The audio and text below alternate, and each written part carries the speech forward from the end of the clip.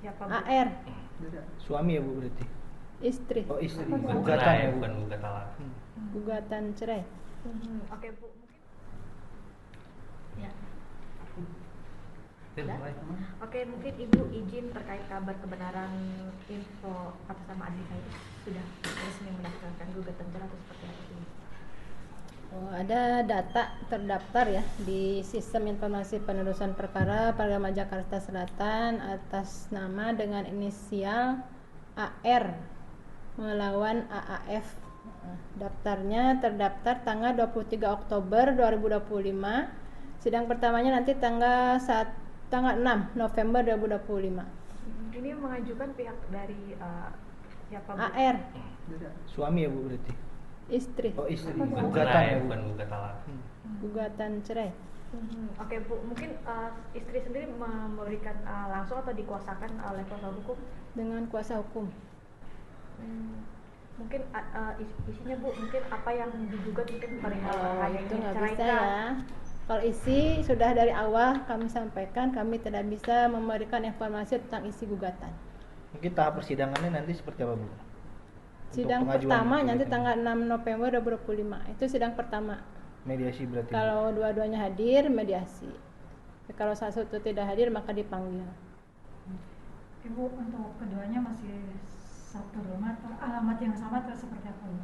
Kalau untuk itu, saya tidak tahu ya. Isinya kan tadi saya bilang isinya saya tidak tahu. Isi gugatannya tidak bisa memberikan informasi kalau isi gugatannya.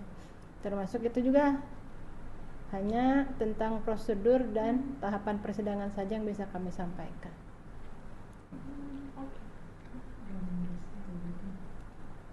Ya?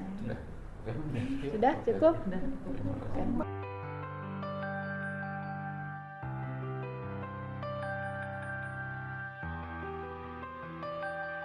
Tak ada badai, tak ada hujan, tiba-tiba bahtera pesinetron Adli Fairuz dan Eng bin Rishi dikabarkan tengah goyah diguncang prahara.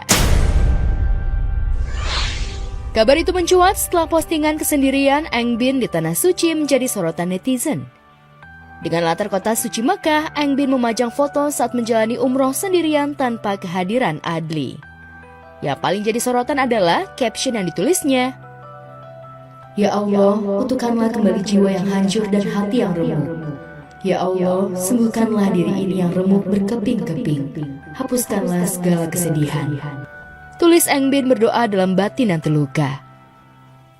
Sejak postingan itu mencuat, sontak spekulasi pun mengarah pada isu keretakan pasangan yang menikah 20 Maret 2020 silam ini. Bahkan saat tim kami telusuri ke Pengadilan Agama Jakarta Selatan, santer berhembus kabar jika istri Adli ini sudah melayangkan gugatan cerai. Namun pihak pengadilan masih merahasiakannya. Apakah ada gugatan perceraian dari artis Adli Fairuz dan Eng bin Rishi, Pak? Ini yang pertama. Belum ada data di kami yang nama tersebut.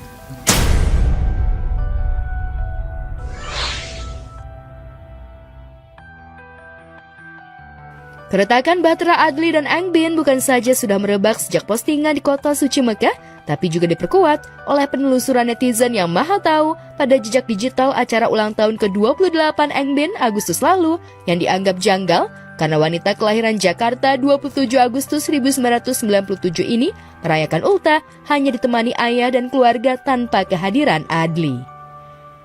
Netizen yang maha tahu pun langsung menghubungkannya dengan isu ketidakharmonisan bahtera Eng bin dan Adli. Dua momen penting dalam kesendirian itulah yang membuat isu perceraian Adli dan Eng bin makin menguat. Lantas benarkah Eng bin benar-benar sudah melayangkan gugatan cerainya ke pengadilan? Sama sekali kami belum mengetahui. Tadi konfirmasi tadi itu belum ada. Ya, sebelum resmi ditahbiskan penghulu pada 20 Maret 2020 silam, pasangan ini sejak awal memang tak pernah mendapat restu terutama dari ibunda Eng bin, Yulia Irawati. Kekecewaan Yulia bahkan sempat ditumpahkan di depan juru warta. Dia datang dulu kepada saya kan ibunya, masih hidup loh saya. Orang sudah meninggal aja, datang ke kuburannya. Dia wanita, perempuan, paket lengkap lah Mbak. Masalah pemikiran, dia lebih daripada seumurannya gitu. Saya juga nggak ngerti ya kenapa Anggebin seperti ini. Ini bukan Anggebin. Sejak pacaran hingga proses lamaran, Yulia sudah mengendus jika Adli punya perangai tak baik karena terlalu posesif pada putrinya. Dimarahin, ya mungkin dimarahin, saya nggak ngerti ya sampai sejauh mana dia marahin anak saya. Namanya saya seorang ibu, saya melindungi anak saya nggak terima dong. Ya, kalau saya ibu kandungnya aja yang lahirin, dia tidak hargain, dia tidak sowan sama saya, gimana anak saya nanti?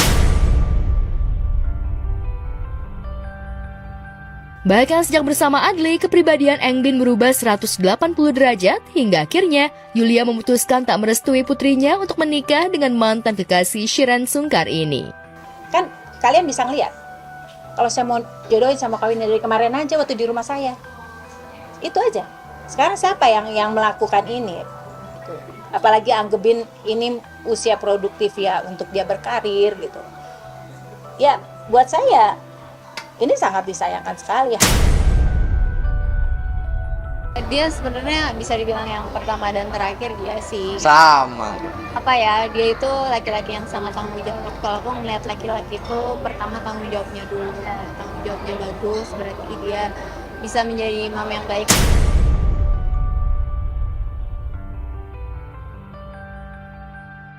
Ketidakakuran ibu mertua dan menantu ini bahkan berlanjut hingga ke jalur hukum.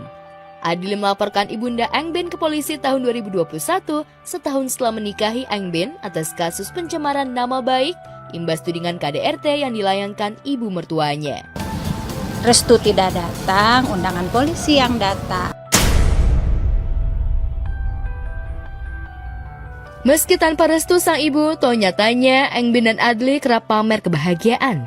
Bahkan Engbin mampu menopang kehidupan ekonomi keluarga lewat usaha kulinernya di tengah pamor Adli sebagai pesinetron yang tengah redup. Beberapa bulan lalu, bahkan tim kami sempat mengabadikan momen kebersamaan mereka saat pembukaan usaha kuliner barunya. Udah kemarin jalan-jalan. Ya mudah-mudahan lah ya, biar punya adik.